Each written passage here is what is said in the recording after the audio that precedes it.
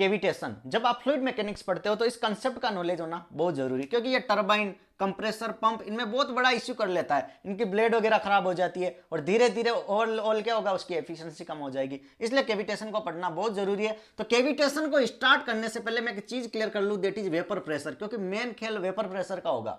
You need to study about vapour pressure. What is vapour pressure? Exactly you know that when the liquid convert to the vapour, ठीक है, जब पानी गर्म होगा या vapour की फॉर्म में कन्वर्ट होगा तो उस टाइम जो प्रेशर होगा that is vapour pressure. Clear है? अब इसको थोड़ा एग्जांपल से मैं क्लियर कर लेता हूं कि मान लो एक पाइपलाइन है, ठीक है, टरबाइन, कंप्रेसर, पंप, किसी की भी एक मान लो कि ये कनेक्शन है। मान लो ये पानी यहां से एंटर किया, ठीक है, लिक्विड यहां से एंटर किया और लिक्विड इधर ये फ्लो कर रहा है।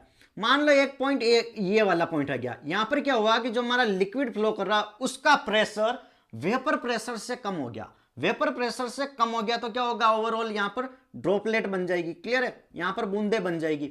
यहां तक क्लियर है?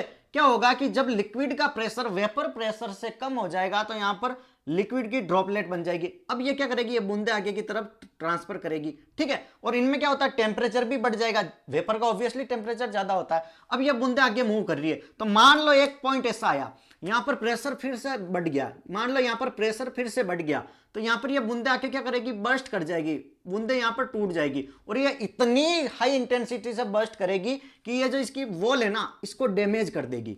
इसी तरीके से टरबाइन, कंप्रेसर, पंप, इनकी वॉल, इनकी ब्लेड को डैमेज कर देगी। इससे क्या होगी, इसकी एफिशिएंसी डाउन हो जाएगी, बहुत ज्यादा नॉइज करेगी। तो ये एक तरीके का ड्रॉबैक है। केविटेशन हम चाहते कि कम हो, केविटेशन को मिनिमाइज करना बहुत जरूरी है। क्लियर है आज तक?